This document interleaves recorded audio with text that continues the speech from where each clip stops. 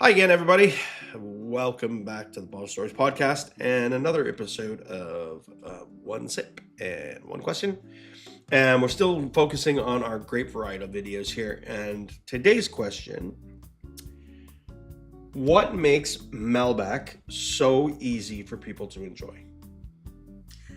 Definitely, it is a fruit forward, sort of lower tannin, a little bit fuller bodied, New World style. So generous, big wine without a huge amount of tannin. Right. So the story of Malbec. Malbec, pretty much everyone knows now, really just as an Argentinian grape. Mm-hmm. It's not from Argentina. It's from France, and it still is being grown in the Cahors area as a principal wine. Like it is its own. It is its own wine in Cahors, but it's still a blending grape in a lot of the different regions of Bordeaux. You don't necessarily see it in the very big name regions, but like some of the smaller areas, like Libourne and Cadillac and some of these other smaller regions of Bordeaux, they still use it a lot as a blending grape. And I think it's a lot of that is to like A, for color, and B, for roundness, because it's a little softer, so it rounds off the edges of some of those bigger more tannic grapes. And that's why I think it works so well there. But in Argentina, it has taken on a life of its own. It has. Yeah. It has. It arrived in South America like in the 1860s from stock. Rootstock. Thank you. Rootstock taken from Bordeaux to South America because of the phylloxera louse that occurred in Europe in 1860s. And it was a louse that ate the rootstock, so there was all these grapevines just falling over dead. One day they looked fine, the next day they weren't. And so while that was happening, a lot of the rootstocks got taken to South America or other areas.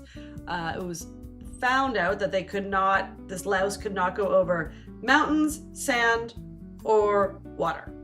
So that's why if they got the stalks to South America without the louse, they flourished. Yeah.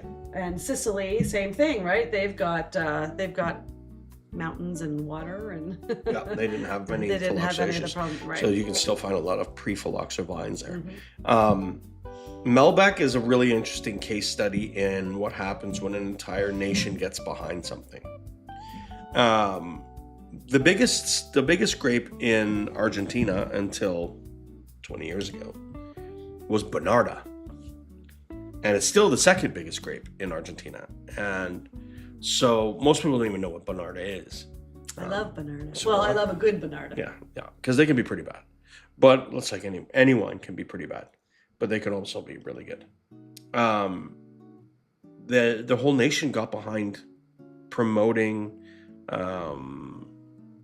like all the politicians, everybody was all firmly behind promoting Malbec as a cultural identity symbol for the Argentinian people. And because Argentina drinks, they're the second highest consumption per capita of wine in the world. It's part of their culture. So, and Malbec does incredibly well with that style of food. Yes. So, open fire, lots of meat, simply salted.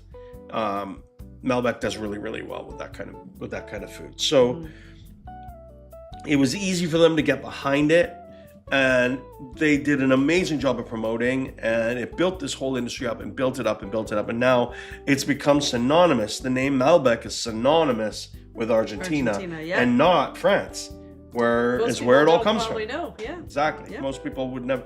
How many people, if I say, what would you like a bottle of Cahors? They wouldn't even know what the hell it is. So, the reality is that is an incredible success story in a whole nation backing a grape variety as its cultural identity. Yep. And the word on the street is that they're changing their focus.